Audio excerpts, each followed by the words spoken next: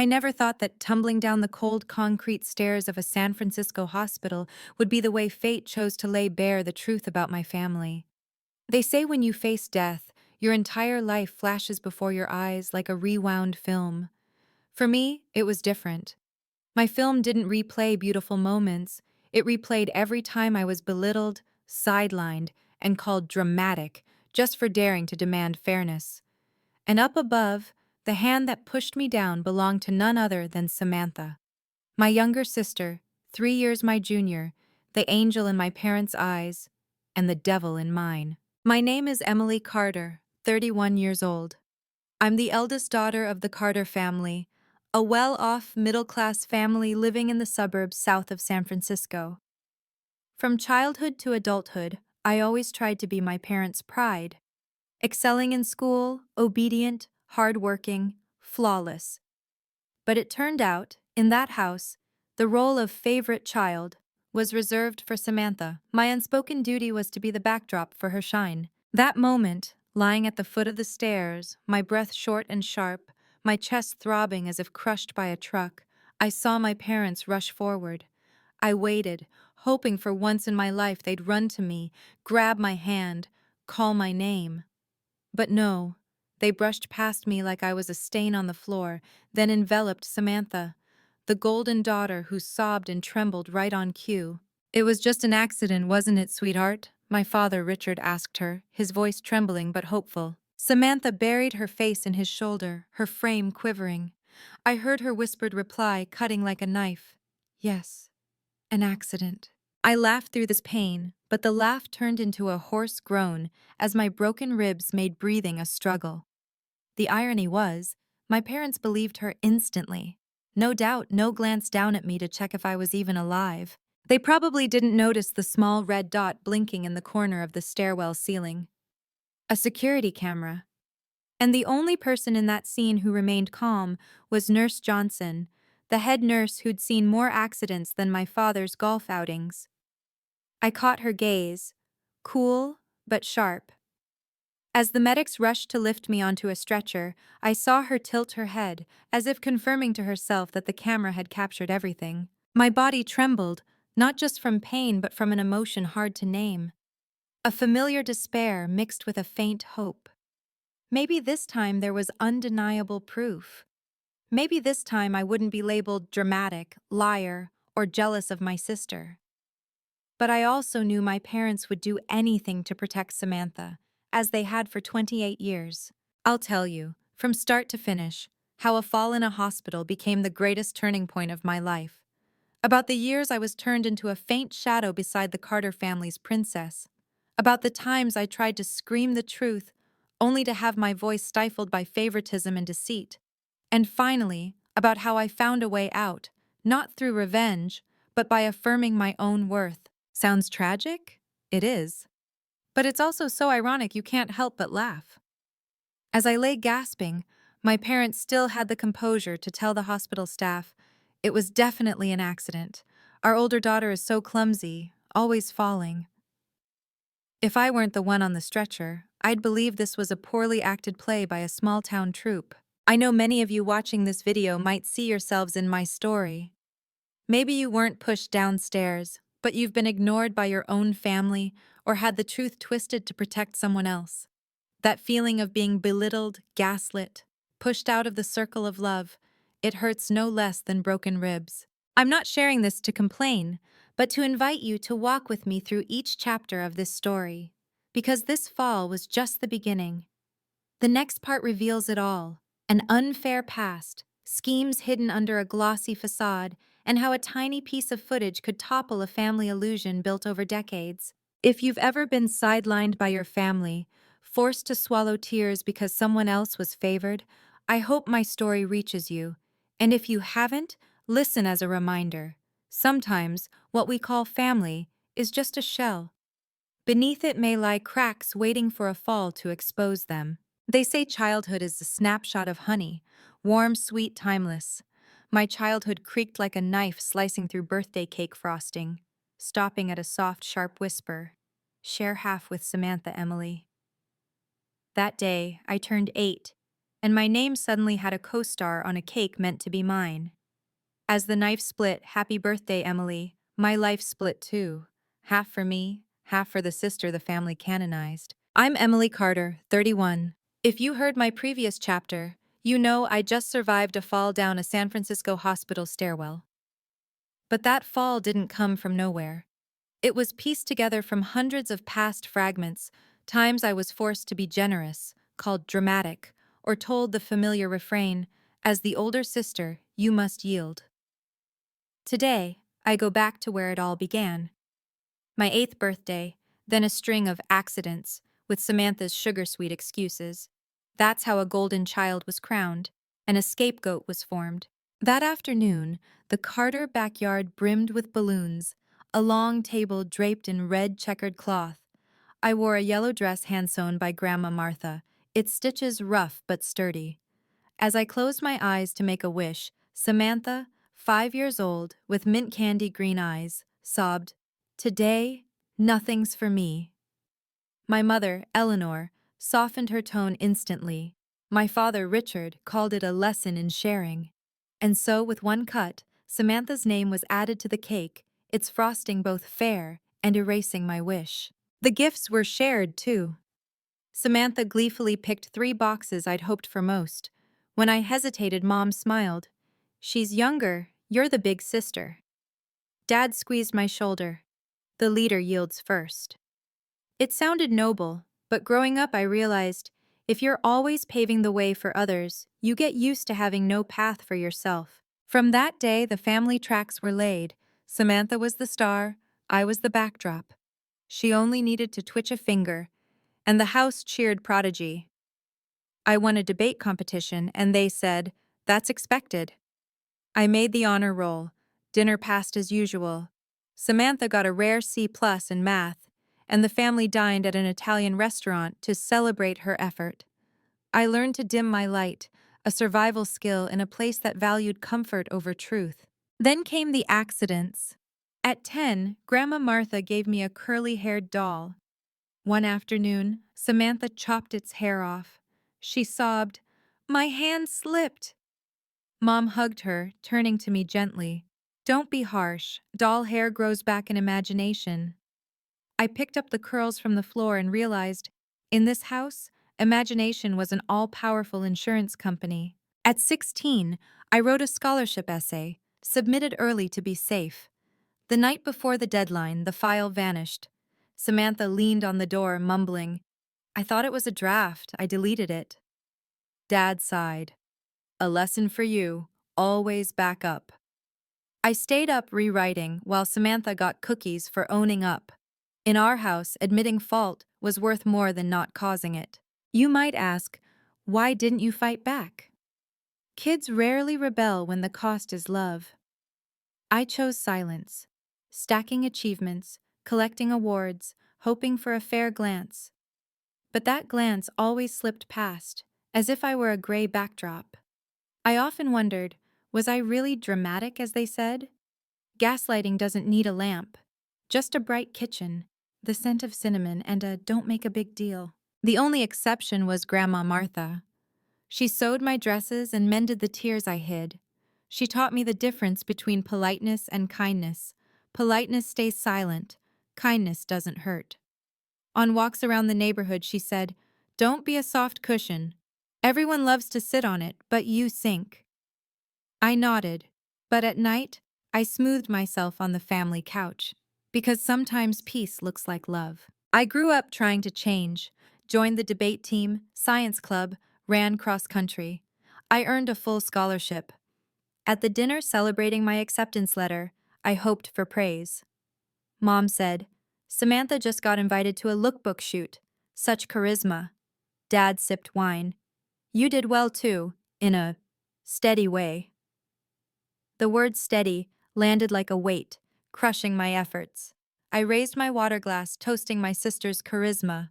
Gradually, I became an expert at tuning my soul's volume. Samantha entered, I turned it down.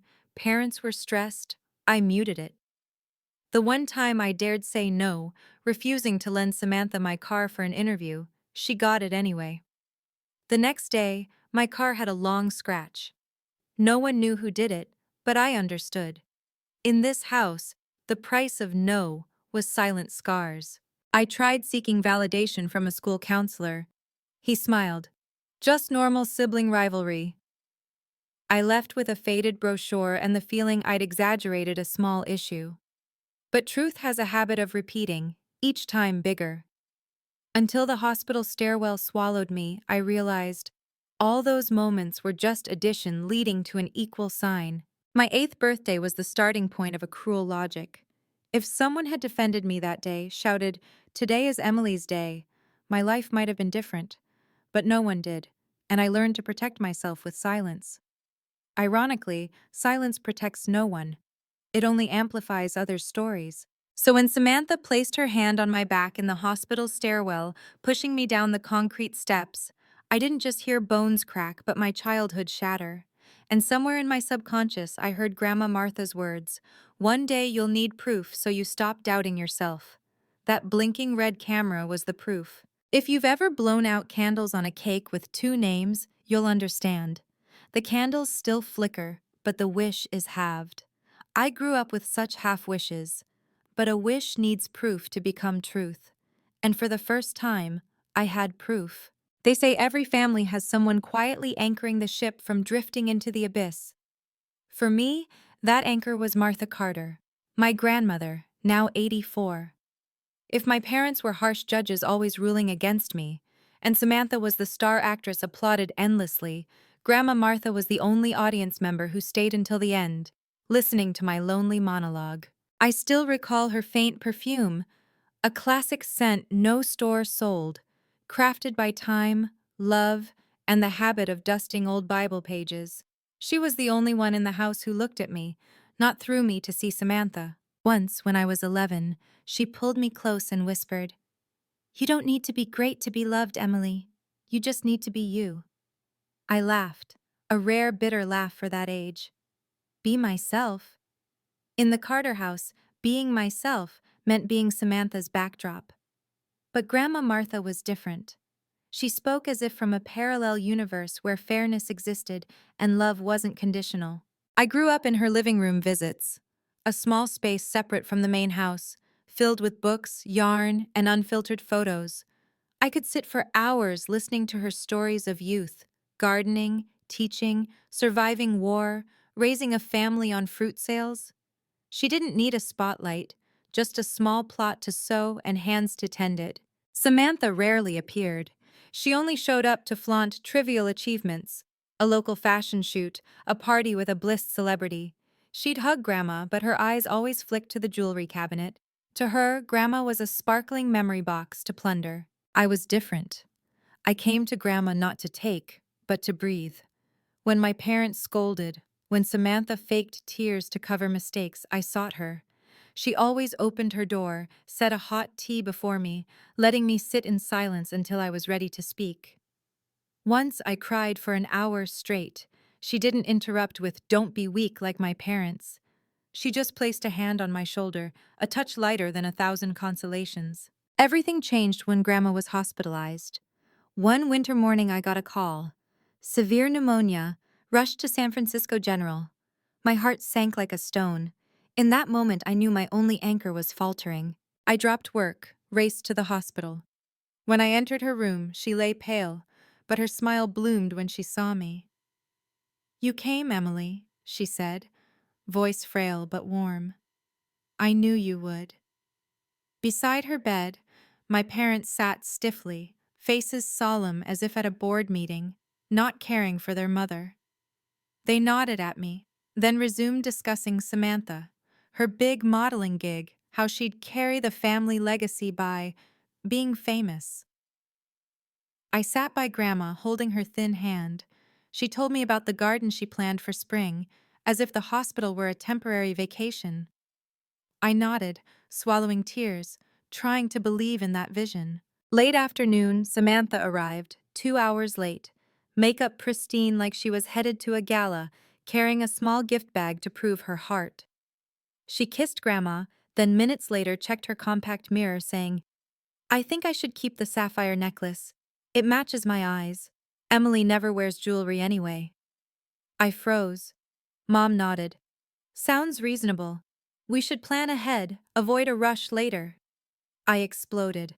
Grandma's still alive. Why are you talking like she's already? Dad shot me a warning glance. Don't be dramatic, Emily. This is just practical planning. In that moment, I saw Grandma close her eyes, shaking her head slightly, as if to stop the argument.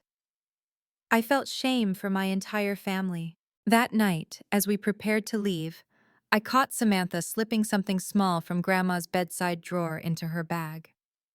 I couldn't see what, but her sly glance tightened my chest. I stayed silent, vowing to check what she'd taken next time. In the hallway, my parents chattered with Samantha, praising her for thinking ahead. I trailed behind, feeling like a ghost in my own family.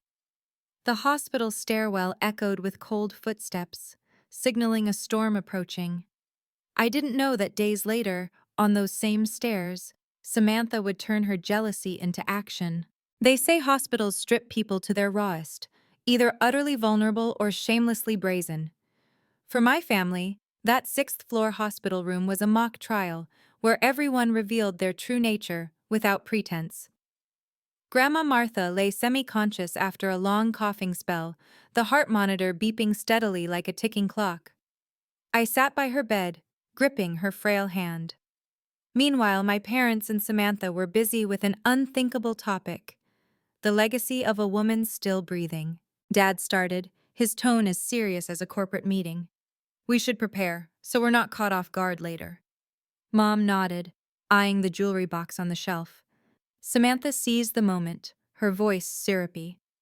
I think the sapphire necklace suits me best. My eyes are blue, it'd look stunning. Emily never wears jewelry anyway. I nearly leapt from my chair. Grandma lay there, her breaths fragile, yet they spoke as if she were already gone. I gritted my teeth, trying to stay calm. Can you hear yourselves? She's right here. This is a hospital, not an auction. The air froze for a beat. Dad turned, his gaze stern, as if I'd violated a sacred ritual. Emily, stop being dramatic. We're just being realistic. Dramatic. That familiar keyword, used like an eraser to wipe out my objections since childhood. I looked at Grandma's faintly trembling hand, my heart tightening. If she were awake, she'd speak up. But her lips only twitched, too weak to intervene. Samantha tossed her hair, continuing her performance. You always blow things out of proportion. I just want what suits me. Besides, everyone knows the will's been changed. I flinched. The will? I'd never discussed it. Grandma never mentioned it outright. I frowned. What did you just say? Samantha smirked, that chilling half smile. Oh, come on, don't play dumb. Grandma changed the will, left you the beach house, right? I froze. For the first time, I was speechless. Because I'd only heard Grandma hint at it, never confirmed. But Samantha saying it in front of our parents was like opening a powder keg. Mom leaned forward, eyes gleaming. Is that true, Emily? Did she leave you the house? I shook my head, bewildered. I never talked about that with her. I don't know for sure. Dad stared at me, then glanced at Samantha. In an instant, I saw alliances form. Samantha the accuser, me the suspect, and them, the parents, the judges. I wanted to laugh bitterly. How ironic that a sister obsessed with Instagram clout could manipulate the family's emotions. Samantha poured fuel on the fire. I know everything. You're just pretending.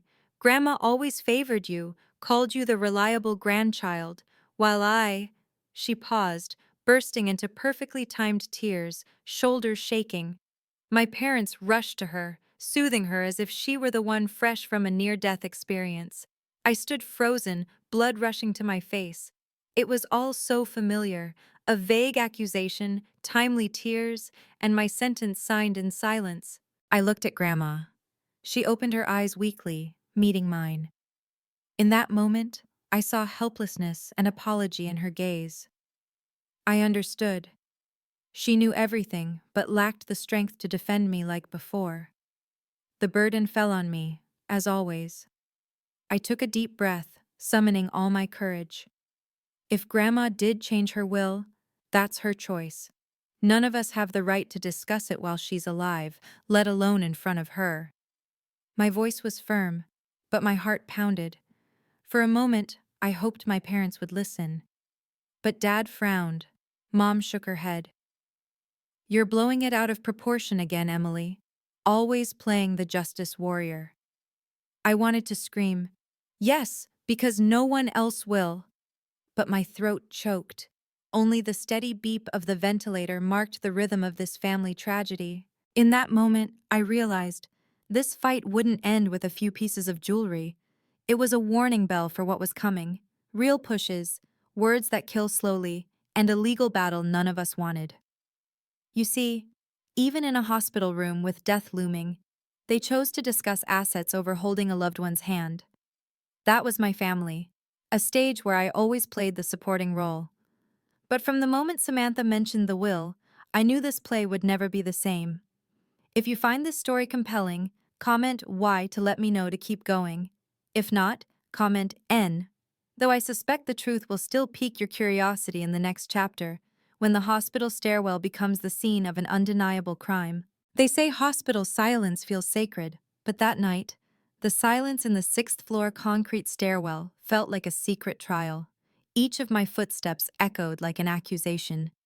I chose the stairs over the elevator, not for exercise, but to avoid being trapped in a metal box with my parents and Samantha, who'd just brazenly mentioned the will in the hospital room. If you want to understand why Samantha always thought she was entitled to everything, from toys to achievements to Grandma's legacy, watch my previous video. You'll see today's events were the result of a long habit, me being treated as a shadow. I pushed open the stairwell door. Cold metal grazed my hand. The air was heavy with antiseptic and old paint. Neon lights cast a pallid glow, reflecting off cracked walls. I exhaled, trying to leave behind the chatter about jewelry and wills. But familiar high-heeled clicks followed. Samantha, an uninvited shadow.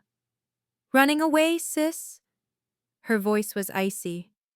I turned, keeping my composure. "I just want peace. Unlike some, I came to the hospital for Grandma, not to divvy up her things." She laughed, a hollow echo in the confined space. "Always that righteous tone. You think Grandma loves you because you're kind? No, she loves you because you're good at pretending." My heart stung, but I didn't show it. "Pretending? The only one pretending in this house is you." We stopped at the landing between the fifth and fourth floors. I faced her. The light illuminated her face, beautiful, cold, like she'd rehearsed for a performance. "Are you jealous because Grandma loves me more?" I asked, my voice trembling but firm. Samantha clutched her purse, her eyes flashing with malice. "She changed the will because of you. The beach house was supposed to be mine. Dad promised. But you got in the way." I froze. This was the second time today she mentioned the will. Before I could respond, she stepped closer, lowering her voice. "Or are you planning to tell everyone about my debts?" I frowned. "What debts?" She bit her lip, but anger made her blurt, "Gambling! Happy now? You're always watching, snooping. You want to expose me to Mom and Dad, don't you?" My mind raced, piecing it together, her buying and reselling designer bags, borrowing from our parents for school or investments. It was all to feed a gambling addiction. I sighed, "Samantha, I don't care about your debts, I just want to leave." I turned, starting down the next flight. But then, a strong force hit my back. Her hands. The push was deliberate. I flailed, fingers grasping for the railing but finding only air. My body tumbled like a puppet with cut strings. In that moment, memories flooded. The bald doll, the deleted essay, the scratched car. Those accidents of the past had become a real push. I crashed into the steps, shoulder, hip, head. The impact echoed, pain stretching time endlessly. I heard bones crack, blood roar in my ears, and above Samantha's whisper, "You deserved it." Sprawled on the landing, my vision blurred. I strained to look up. She stood above, a fleeting look of satisfaction crossing her face before morphing into fake panic. Just then, the stairwell door burst open. My parents' footsteps echoed. "What happened?" Mom gasped. Samantha switched to sobs.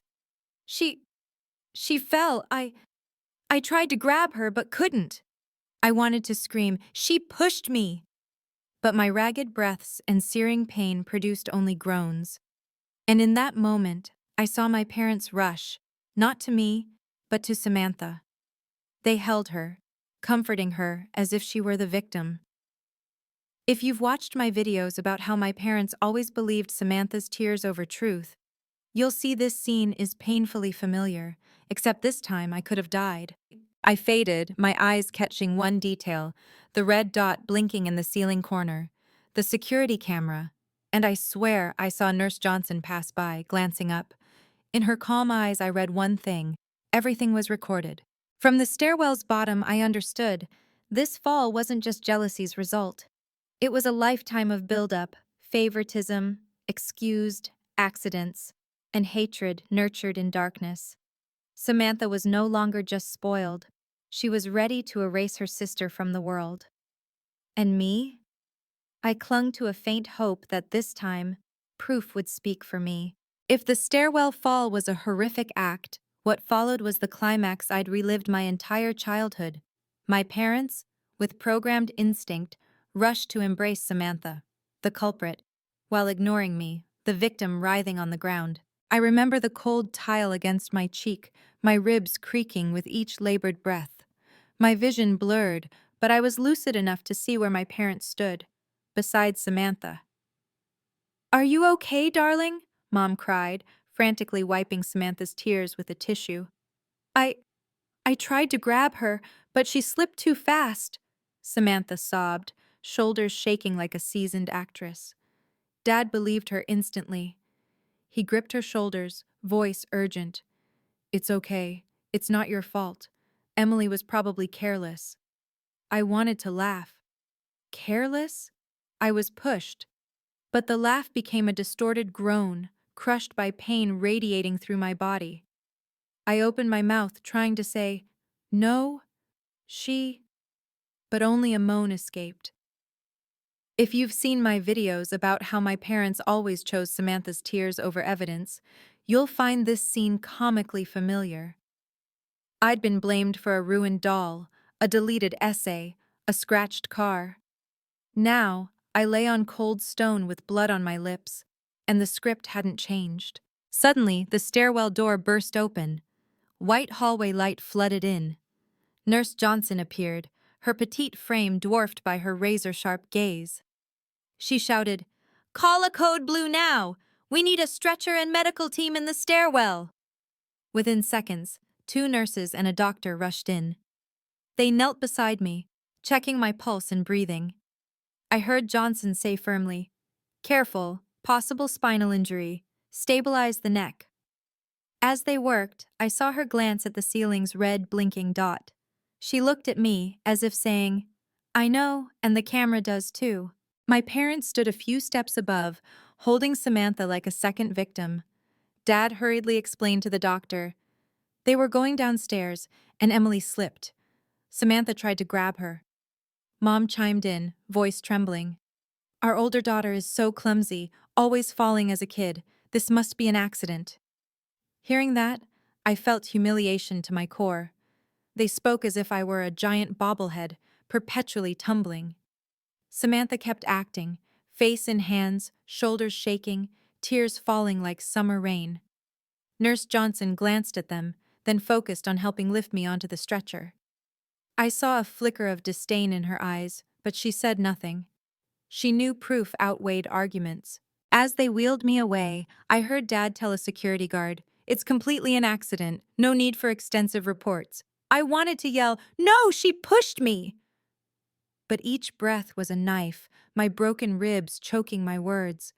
I managed only fragmented sounds no one understood. Fluorescent lights streamed above like a cold river. I lay immobile, thinking of the bitter irony. I was pushed. I was injured. Yet my parents comforted the one who caused it all. In the ER, doctors ordered a CT scan, X-rays, internal injury checks. I overheard the diagnosis: 3 broken ribs, suspected fractured wrist, concussion. A long list of injuries, but what hurt most was Mom's cold gaze when she finally approached my bed. "You need to be more careful, Emily. You're always so reckless." I looked at her, wanting to laugh again. I was bandaged, hooked to an IV, yet the fault was mine. Samantha sat nearby, still cradled in Dad's protective arm. But unlike before, I had a silent ally, Nurse Johnson. She whispered to a colleague, "Note the exact time, and request a full backup of the stairwell footage." My heart raced. I knew she'd seen, and she wouldn't let this sink. That evening, as painkillers made me float, I overheard my parents outside the hall. "We need to keep this story consistent," Dad said firmly. "Of course," Mom replied. "Samantha's shaken. She needs protection." "Emily will overthink, but she'll understand. Silence is best," he concluded. I bit my lip. Silence is best summed up 31 years in the Carter house. But this time I couldn't and wouldn't stay silent. When the door opened, Nurse Johnson checked my IV. She leaned close, whispering just for me, "Don't worry, the camera saw everything." I wanted to cry, not from pain but because someone finally believed me. They say after a serious accident, the most important thing is having family by your side. But if your family is better at scripting than Hollywood, waking up in a hospital bed feels like stepping onto a prestaged set. I opened my eyes after a long haze. The room was stark white, reeking of antiseptic, the heart monitor beeping steadily. Each beep was a knock reminding me I was alive, but breathing alone burned my chest like a blade. My body was wrapped in bandages, my wrist in a cast, my head throbbing like a hammer strike. For a moment, I couldn't tell where I was. Then memories flooded: Samantha's hands on my back, the sudden push, the cold concrete steps, and her malicious smile before it turned to crocodile tears. I turned my head and saw 3 faces: Dad, Richard, arms crossed by the door, looking like a lawyer prepping an argument. Mom, Eleanor, beside my bed, her gaze half worried, half probing. And of course, Samantha, eyes red, clutching a soaked tissue, as if she'd cried for hours over me. If you've watched my videos about Samantha's accidental destructions and her honest apologies, you'll know. Tears were her sharpest weapon. I took a labored breath, my voice hoarse. "She pushed me." The words fell into the quiet room, heavier than the monitor's beeps. I waited for shock, at least a "really?" But instead, Dad gave a dry chuckle, like I'd told a bad joke. "Emily, you have a concussion. The doctor said your memory might be muddled." Mom gripped my hand, too tightly, her voice pitying. "Exactly, sweetheart. Don't let a tired mind make you imagine things. You fell. Samantha tried to save you." I gaped. Fell? Save? I remembered every detail. Her cold hands, the forceful push, her hateful eyes. It couldn't be imagination. I repeated stronger, though my throat burned. "No, she pushed me." Samantha burst into tears, right on cue. She stepped back, clutching her chest, voice trembling. I just wanted to talk. I saw you were stressed. I didn't want this to happen." Tears streamed, mascara smudging, a tragic portrait. I looked, feeling choked enough to laugh. If I weren't the victim, I might have believed her. Dad frowned, voice accusatory. "Emily, do you know what you're doing? You're accusing your sister when she nearly broke her arm trying to grab you." Mom added, "You always think people are against you, but Samantha loves you more than you realize." I felt trapped in a dark room where everything was inverted. I was hurt, yet I was the delusional one. Samantha was the culprit, yet the victim. My parents meant to protect me, stood with her as always. This wasn't new. My whole childhood, every accident was my fault for overreacting. But now, I had broken bones, blood on my lips, and a camera that saw it all. Yet they still denied it. In despair, I looked at Samantha. She met my gaze, and for a split second, her tears vanished, replaced by a tiny smirk, just enough for me to see. A silent message: "No one will believe you." I wanted to scream, but my breaths were too short. I slipped into a half-conscious state, hearing my parents whisper in the hall. "We need to keep this story consistent," Dad said. "Absolutely," Mom replied. "Emily's fragile, she'll believe us." "Samantha can't take more shock. She needs peace," he concluded. The door closed. I lay there, eyes wet, heart empty. All my hopes, that one day my parents would see me, believe me, crumbled. But as the harsh lights made me squint, another figure entered, Nurse Johnson. Her gaze was calm, non-judgmental. She checked my blood pressure, adjusted the IV, then leaned close, whispering, "You're not crazy. I saw the camera." My heart tightened. It was the fragile lifeline I needed. In a room full of lies, at least one person stood with the truth. I lay in the hospital bed, body heavy as lead, wrist in a cast, chest tightly bandaged. My parents whispered in the hall, snippets of accident, protect Samantha, Emily's too sensitive, drifting in. It felt like I was still trapped in childhood memories. The difference was, this time, I had proof, or so I hoped. The door creaked open. Nurse Johnson entered, her movement swift yet steady. She didn't sigh with pity or glance at me with suspicion. She saw me as a person, not a troublesome patient. She checked my IV, leaned close, and whispered, "I've backed up the entire stairwell footage." My heart skipped. I blinked, confirming I'd heard right. "You saw it?" I asked, voice raspy from painkillers. Her eyes were stern but warm. "Not just saw, saved. One copy to the hospital board, one to the police. No one can erase it." You can't imagine how I felt. For 31 years, I was framed as dramatic, imaginative. I'd thought I might be crazy, but Johnson's words flipped everything. For the first time, I wasn't alone. I cried. Not from physical pain, but from being acknowledged. Johnson gently placed a hand on my shoulder, saying no more. Those hands, which had saved countless lives in emergencies, now held my sanity. I whispered. "My parents will deny it. They always do." Johnson smirked, half amused, half scornful. "Let them deny. Images don't lie." My mind flashed to old scenes. The shaved doll, the deleted essay, the scratched car. Those accidents had no camera. This time was different. I wouldn't scream alone in a room of lies anymore. But hope came with worry. I asked, trembling, "What if they cover it up, bribe someone? My dad knows people in the city." Johnson looked up, eyes blazing. "I've been a nurse for 20 years. I know what cover-ups look like. But the law is the law. The police are notified. From now, their every move is watched." For the first time in days, I breathed fully, though each breath stung. When Johnson left, I lay still, thinking about allies. Ironically, the only one on my side wasn't my parents or sister, but a nurse with no blood ties. Maybe that's why she was fair. Blood ties sometimes chain you to a cycle of lies. An hour later, my parents returned. Samantha trailed, eyes red, her perfect face smudged with mascara. "How are you feeling?" Mom asked, her voice honey-sweet, reserved for outsiders. I turned to the wall, not wanting to see them. Dad placed a stack of papers on the bedside table. "The hospital needs an accident report. Sign here, confirm you slipped. It'll all be fine." I suppressed the pain, turned and looked straight at him. I didn't slip. I was pushed. The air froze.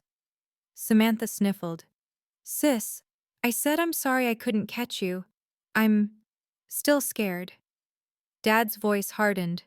"Enough, Emily. You're confused. Don't let people think you're unhinged post-concussion." I didn't reply. Johnson's words echoed. "Images don't lie." That night, I drifted into fitful dreams. I stood in the hospital stairwell, Samantha behind me, ready to push. But this time, the camera shone, and the world saw. I fell, but not helplessly. I knew someone would believe. There's an old saying, truth is like oil. The more you try to sink it, the more it rises. In my family, the oil had been submerged for 3 decades, pressed down by my parents' hands. But that morning, in a small San Francisco hospital meeting room, the security camera footage did what I desperately awaited. It rose, spread, and couldn't be denied. I was wheeled into the meeting room. My ribs still ached, my wrist casted, but I was alert. Inside were the hospital board, a police officer, and Nurse Johnson. My parents arrived last, dressed impeccably as if for a major deal. Samantha followed, eyes red. But I knew it wasn't from sleeplessness, but from practicing her victim look in the mirror. Mr. Dawson, the hospital administrator, opened his laptop. The wall screen lit up. I held my breath. This was the moment I'd waited for, and feared. The footage played. I pushed open the stairwell door, descending step by step. Samantha followed, her face tense. We stopped at the landing. No audio, but body language was clear. I spoke, she replied, my hand pointed at my chest. Then I turned to continue down. And then her hands shot out, straight to my back, deliberate. My body lurched forward, crashing onto the steps. The room fell silent. My heart pounded. It was exactly as I remembered. I bit my lip until it bled, but tears still fell. Finally, the truth wasn't just a scar in my memory. It was on screen for all to see.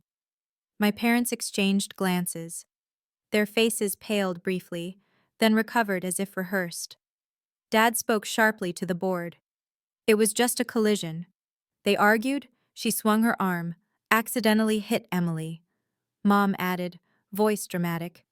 Samantha only tried to hold her back. We all know videos can mislead perspectives. I nearly laughed. All my life they'd twisted stories. But this wasn't an essay to delete or a doll to rehair. This was undeniable truth. Samantha began sobbing, right on script. I was just upset about Grandma. I didn't think she'd... I only pushed lightly. I didn't mean it. I looked at her, anger mixing with bitterness. I wanted to say, lightly, 3 broken ribs, a casted wrist, a concussion. That's lightly? But I stayed silent. Silence was stronger than defense now. Nurse Johnson tapped her pen firmly. With 20 years' experience, I can say that wasn't holding back or pushing lightly. It was intentional. The room's air sank. My parents lost composure. Dad leaned on the table, voice clipped. This is a family matter. We can handle it privately. But Dawson shook his head. No, Mr. Carter. When violence occurs on hospital grounds, it's no longer just family. We have legal obligations. I saw the wall of lies my parents built cracking. They turned to me, eyes mixing anger and desperation. In that moment, I was no longer the 10-year-old crying over a bald doll or the 16-year-old despairing over a lost essay. I was a grown woman with proof, truth, and most importantly, someone who believed me. Mom, voice choking, still clung. Emily, you can't let a moment of anger ruin our family. Think of Samantha. She has a future ahead. I replied, calm to my own surprise. What about me? For 31 years, who thought of me? The question hung in the room. No one answered. The police officer spoke, voice stern. Ms. Samantha Carter will need your formal statement. This footage will go to the prosecutor's office. Samantha sobbed loudly. My parents huddled around her, whispering comforts, while I sat still in my wheelchair, chest aching but heart oddly light. I'd won a small round, but I knew the fight was far from over. They say courts are where people seek justice, but for me, walking into the first hearing felt like a massive audition. Everyone played a part. Lawyers read lines, witnesses took the stage, and my family kept their veteran actor form honed over years. The only question was, would I be cut from this play, or finally take the lead in my own story? The San Francisco District Courtroom gleamed with light. I entered, heart racing, hands trembling so much I gripped the wheelchair's arms. My ribs hadn't fully healed, my wrist was casted, but my mind was sharper than ever. Across the room sat Samantha, in a pristine white dress, a pure symbol her lawyer likely suggested. She sat between my parents, their faces grim, as if they were the victims of injustice. The judge's gavel fell. The hearing began. The prosecutor called me first. I took a deep breath and spoke. I didn't just recount the stairwell fall. I dragged my past onto the witness stand, weaving a chilling logic even I shuddered to hear. I spoke of my 8th birthday, the cake with Samantha's name added. I described the shaved doll, the deleted essay, the scratched car. I told how my parents always believed Samantha's tears, making me the dramatic one. I detailed the hospital moment, her hands pushing my back, the crash, the blood, and her fleeting malicious smile before her crocodile tears. Each word cut through the Carter family's warm facade. I saw my parents frown, Samantha's lawyer scribble furiously, and her Fane wiping tears. Then Samantha's turn. She stood, shoulders trembling, voice breaking. I messed up. I was just angry. I didn't think she'd fall so hard. I regret it so much. She paused, sobbing, then looked at the judge. But I swear I never meant to harm my sister. I love her. I swear, if this were an acting contest, Samantha would have won an Oscar. My parents sighed, teary, as if moved by her remorse. But then, auxiliary evidence flipped the board. First, Samantha's phone. The prosecutor displayed texts, pleas for loans, promises to repay, threats when denied. Some to friends admitted, she always acts perfect, I just want to take her down. Next, testimony from Michael, her ex-boyfriend. He stood, voice calm but firm. I dated Samantha. She had anger issues. Once, she threw a wine bottle at me. It missed, but my wall still has the dent. The room buzzed. I looked at Samantha. She paled, her tears stalling mid-fall. Finally, Grandma Martha's testimony. Too weak to attend, her video statement played from her hospital bed. Her voice trembled but was clear. I've seen Samantha lie many times, and Eleanor and Richard cover for her. Emily never lied to me. I know she was hated for not pretending.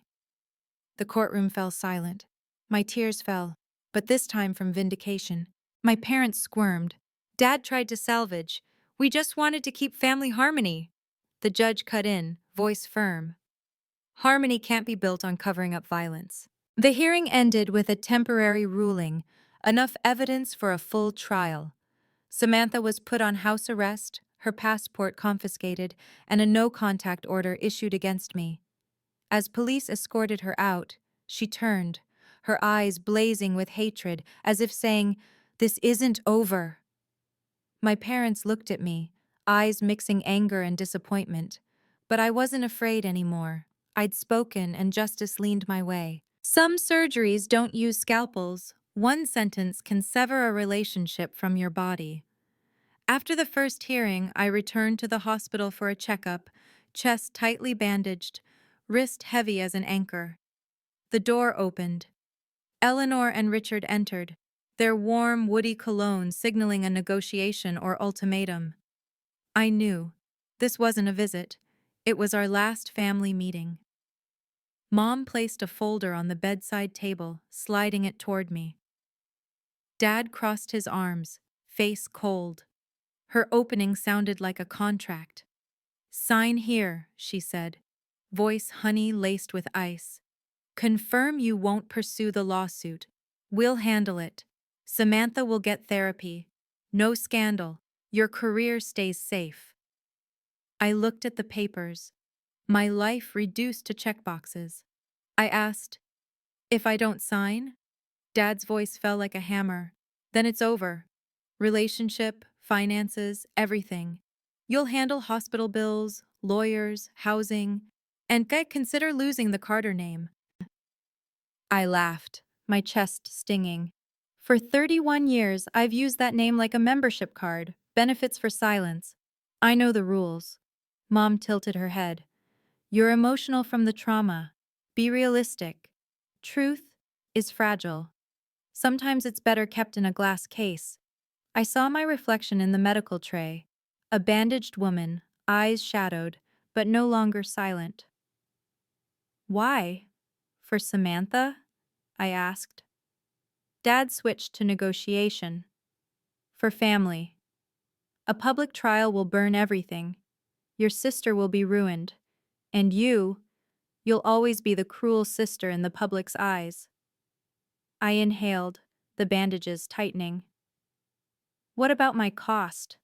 Years of silence? Being called dramatic? Jealous? Who pays for that?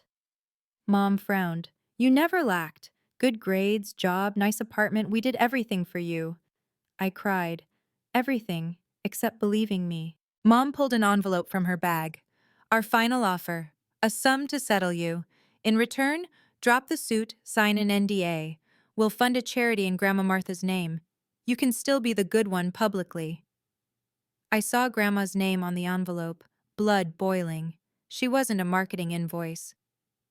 I won't sell truth for moral clout. I'm not signing. Dad leaned on the table, looming. Then don't call us family anymore. And then, a strange calm washed over me. No shaking, just a dry click in my mind, the old safety belt of childhood unbuckled. For a long time, I said, voice smooth as taut silk. I haven't been your daughter. Mom froze. Dad leaned back, eyes darkening. I felt half my life lighten. They switched tactics. Think of your future, Dad said. The press, your company. Media isn't as kind as you think. My future starts in this room, I replied, by not signing. Mom tried a jab. Your sister will face her actions, I cut in, like an adult. The air thickened. They looked at me like I was an alien because for the first time, I didn't ask permission to exist. Just then, a soft knock. Nurse Johnson poked her head in, brisk. The board sent all footage to the police. There'll be a schedule soon. Mom stood, gathering the folder. Congratulations, Emily. You've chosen war. I chose truth, I replied. If that's war with you, I accept.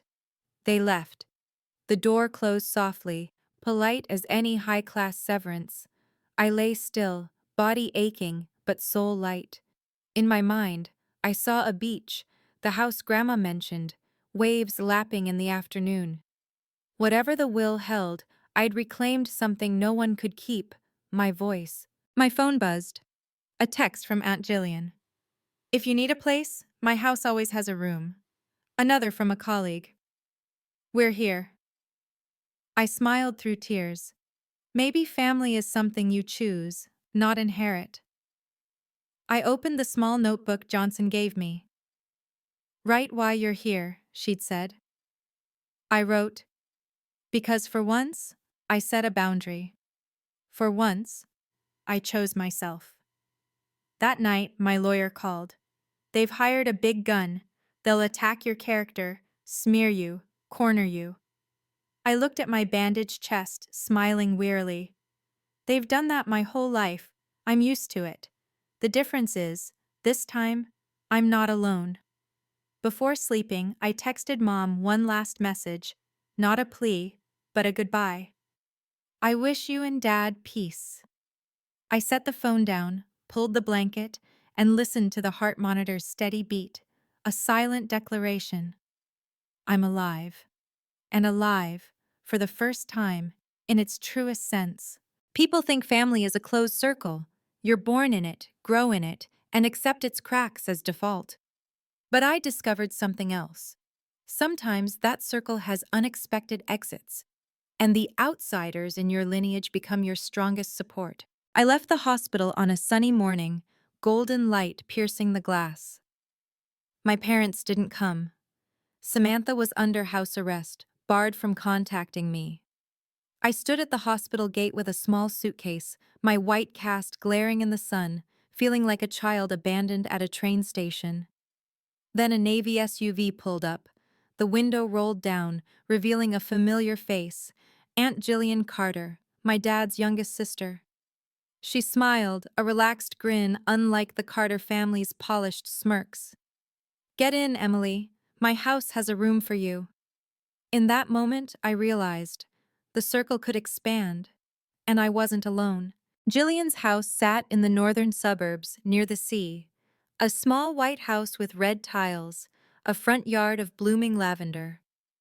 No opulence, no glossy pool, just a wooden swing under a maple and a porch for afternoon tea. Inside, I found Grandma Martha. Still weak from pneumonia, but her eyes bright, her smile unchanged. I ran to hug her, tears unstoppable. "You're here," she whispered, her frail hand stroking my back. "Don't be afraid anymore." That evening we gathered around the table.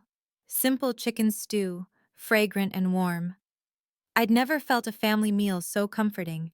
No comparisons, no accusing glances, just soft laughter and peace. As I prepared to wash dishes, Jillian pulled me aside, handing me an envelope. "Martha asked me to give you this." I opened it. Inside was a handwritten letter in blue ink, the script shaky but resolute. "Dear Emily, I've seen much in that house. I've seen Samantha lie and Eleanor and Richard cover for her. I've heard conversations you didn't, where they chose to make you the shadow to keep a false peace. I'm sorry I didn't speak sooner, but now I want you to know you're not crazy, you're not imagining. You lived in a family where truth was the enemy. Be strong, see it through. You have me, Jillian, and others who'll believe you. Don't let them take your voice again. Love, Martha." I read it repeatedly, tears staining the paper. For years, I'd craved one family member to acknowledge the truth. Now, Grandma had. This letter was my first shield. Jillian sat beside me, smiling wryly. "My sister and her husband live in their own world. They fear truth because it ruins their image. But their little sister, me, never bought a ticket to that theater. I believe you." I laughed through tears. Ironically, the only Carter who stood by me was the family's outcast. Jillian, once called different, rebellious, un-Carter-like.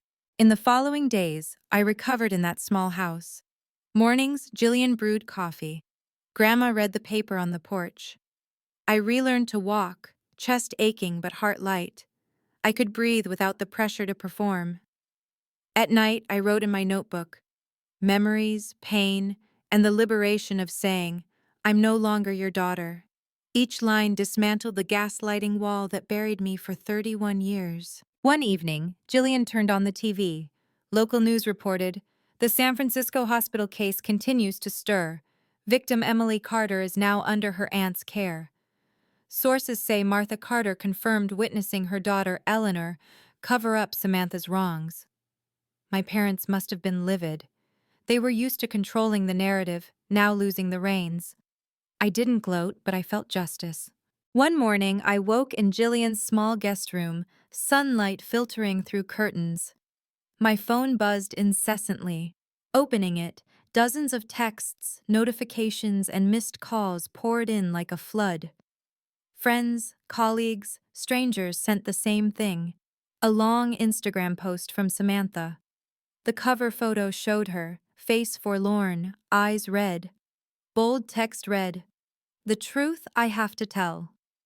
In the post, she wrote, "I love my sister Emily, but she's going through a severe mental crisis.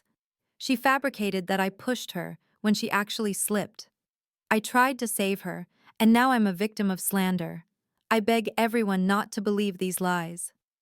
The post ended with an old photo, us as kids, her arms around me in a fake happy frame. Caption, "I just want my sister to get help, not be drowned in hatred."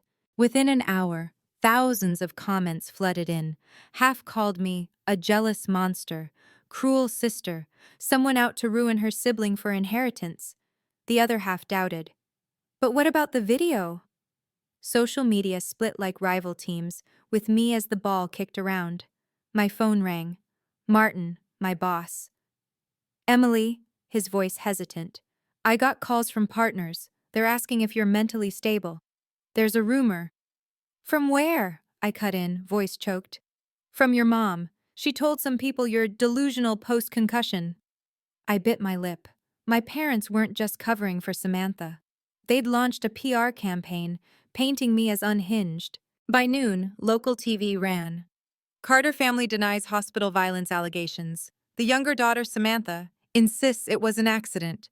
Parents confirmed their eldest, Emily, may have memory issues. A reporter interviewed a family friend, clearly mom's ally, who said I was always jealous and prone to exaggeration. I sat before the screen, chest aching, wanting to cry and laugh. My life summed up in a few words: dramatic, jealous, delusional. A sophisticated smear campaign, but so familiar I could predict their moves. That evening, I got anonymous calls. A male voice mocking, "Why not leave your sister alone, psycho?" Another, female. "I saw the Instagram post. You're the worst sister ever." I hung up, trembling, but Jillian placed a hand on my shoulder, voice firm. "They want you scared. Don't give them that privilege." Grandma Martha, in her armchair, added, "I've seen the truth. I'll testify again. Let them say what they want out there. Just keep walking." Her words anchored me against the media storm's waves. The next day, papers spun it as a sibling inheritance feud. They dug into the beach house will, making it the core. "Emily wants all of Martha's estate," a headline blared. I choked with rage. That house wasn't a trophy. It was a memory, the only place I felt I belonged. Samantha was savvier. In an interview, voice breaking, "I don't blame my sister. I just hope she finds peace in her soul soon." Hearing that, I wanted to hurl the remote at the screen. Peace? She pushed me downstairs, now lectured me on peace? I decided not to react on media yet. Instead, I wrote in my journal, "Truth doesn't need to shout. It just needs to wait patiently while lies burn themselves out." But I knew I couldn't stay silent forever. The social media storm was just beginning, and I had to steer my ship before the waves sank it. People think revenge is justice's sweetest part. But lying in bed, bandaged, reading hundreds of hateful comments from strangers, I realized revenge's sweetness is fleeting, but its bitterness lingers. I could scream, release the footage now, but then what? Samantha would be mercilessly buried, and I'd become someone who fueled the fire of a person who should be healed. That night, I opened my laptop. The cursor blinked in the new post box. My hands shook, not from pain, but from doing the opposite of my vengeful instinct. I took a deep breath and typed, "I'm Emily Carter. Yes, there's footage of the hospital incident. It proves I was pushed, but I'm not writing to call for attacks on my sister. Please stop targeting Samantha personally. The legal truth will be handled in court. I only hope my sister gets therapy, finds balance, and heals. My family has lived too long in a cycle of lies and favoritism. It's time to end it. Not with hatred, but with truth, and a chance for change." I paused, reread, tweaked a few words, then hit post. The post spread faster than rumors. Within an hour, tens of thousands of shares, comments flooding in. For the first time, I saw the wind shift. Instead of insults, people wrote, "Emily's response moved me. She's not seeking victory, but healing. Maybe we're the ones overreacting. Emily's the victim, yet she's choosing grace." Many outlets softened. Instead of "Carter sibling war," they ran, "Emily Carter," a calm voice in a social media storm. Samantha stayed silent. I knew she and my parents were furious their mob attack backfired, but this time, I didn't need their validation. I only saw the new notification. Nurse Johnson shared my post. She added, "As a direct witness, I confirm Emily speaks the truth. But what I admire most is her choice of compassion." After that, nurses and doctors from the hospital reposted. Some shared brief accounts of my parents' absurd defense of Samantha. The picture clarified. It wasn't just who's right or wrong, but a woman's journey to stand up while still hoping to preserve some humanity for her assailant. I read each comment, eyes stinging. Someone messaged privately, "Thank you. I was gaslit by my family for years. Your post showed me I'm not alone." Another, "My brother's an addict, stole from us.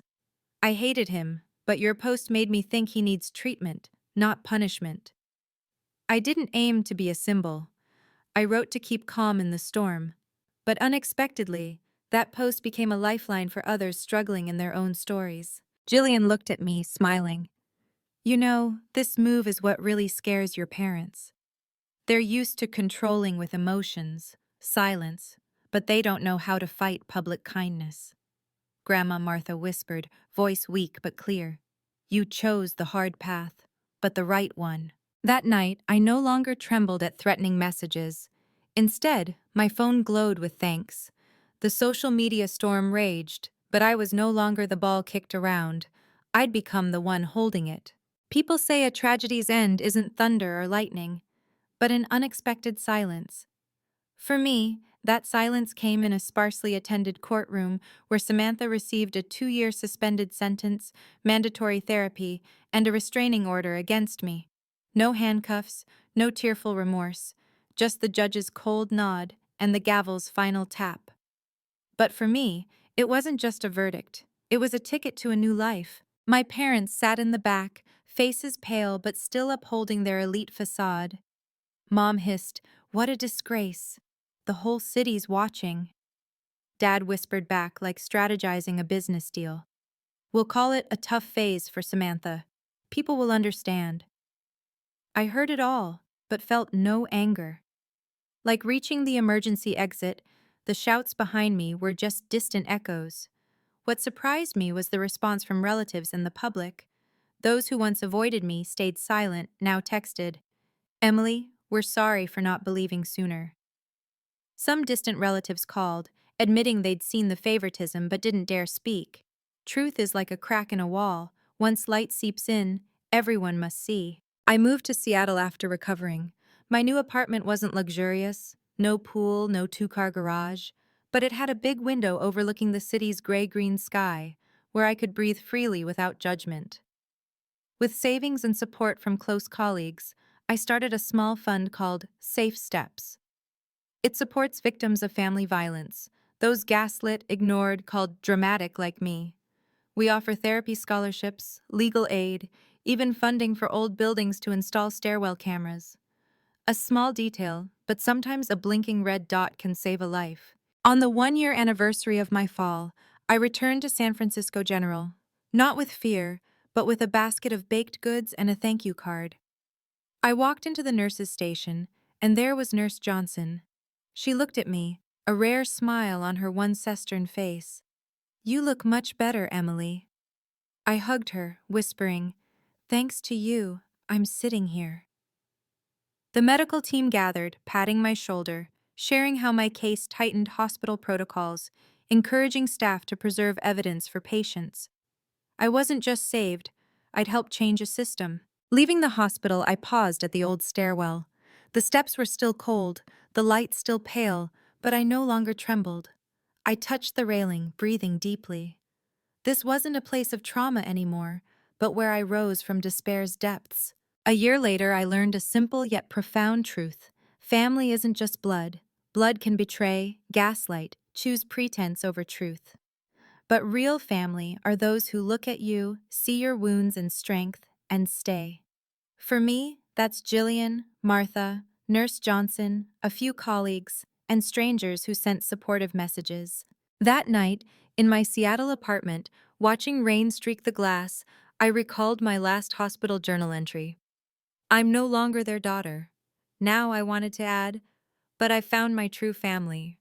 People often ask, "Emily, after all this, what do you feel? Hatred, regret, or relief?" I smile each time.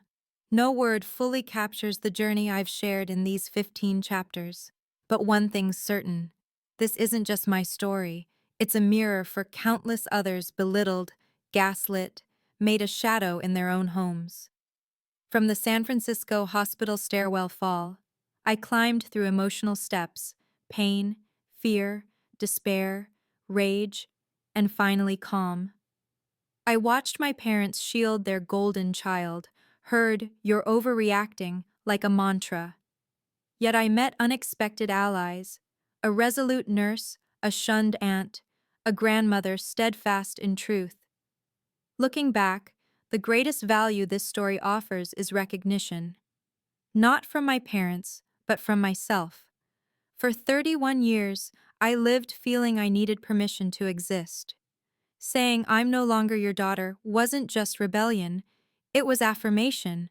I have the right to choose truth, to choose me, over being a backdrop in a family play. This story also redefines family.